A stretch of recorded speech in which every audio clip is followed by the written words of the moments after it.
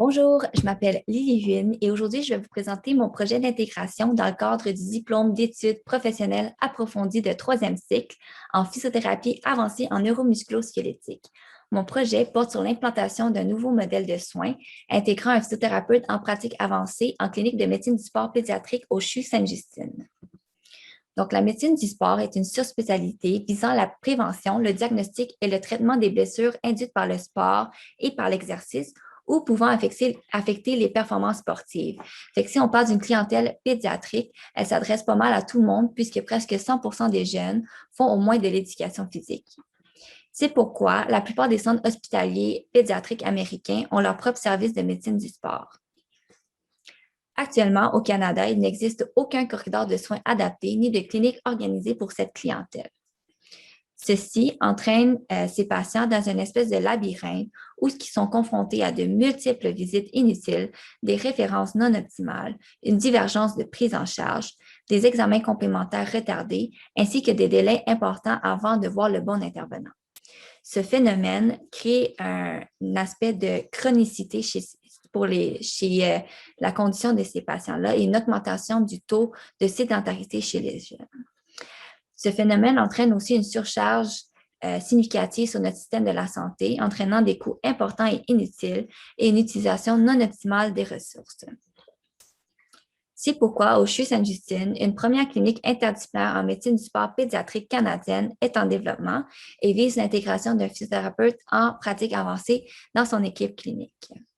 Donc, pour les premières étapes de notre implantation, nous nous sommes vraiment concentrés sur les pathologies du membre inférieur puisqu'ils constituent la majorité des références et entraînent des délais d'attente importants actuellement.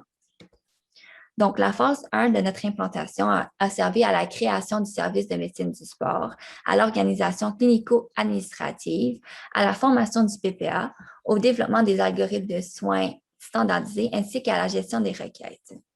Pour la phase 2, qu'on se retrouve encore actuellement, on a intégré des cliniques semi-autonomes roulées par le physiothérapeute en pratique avancée.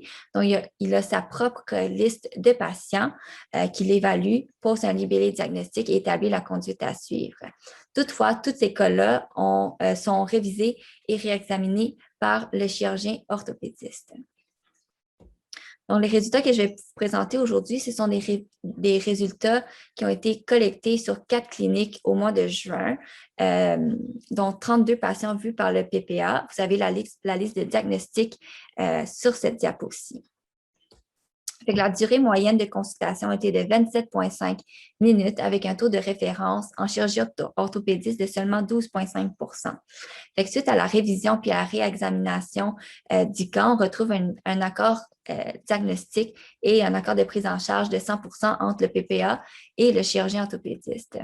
Puis, on a demandé aussi au chirurgien d'évaluer la pertinence justement de ces cas-là pour le physiothérapeute et il a jugé que 100% des cas auraient pu être évalués et triés de façon autonome par le chirurgien orthopédiste, par le physiothérapeute en pratique avancée.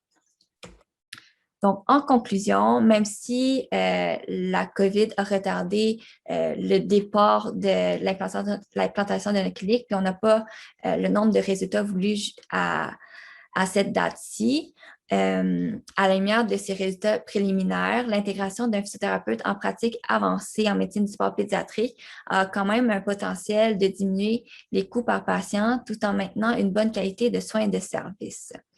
Fait qu'avec ça, on va continuer notre implantation sur les prochaines années. On va continuer à collecter les données jusqu'en octobre, puis viser l'implantation aussi, l'intégration d'une clinique autonome par le physiothérapeute. On va débuter notre étude de validité pour évaluer la concordance diagnostique entre le PPA et le chirurgien orthopédiste pour voir si on est en ligne avec la littérature et on poursuit aussi les phases d'implantation. Fait qu'on est vraiment choyé malgré les retards, malgré la COVID, on a vraiment l'appui des décideurs et des gestionnaires de Sainte-Justine. Donc, je vous invite à rester à l'affût des résultats qu'on va publier et présenter au courant des prochaines années. Et si vous voulez savoir aussi sur le fonctionnement de cette clinique-là qui roule actuellement, je vous invite à participer au symposium pédiatrique du CHU Sainte-Justine qui aura lieu en en octobre 2021. Fait que c'est un symposium de physiothérapie. Donc, je vous remercie beaucoup pour votre écoute aujourd'hui. Bonne soirée.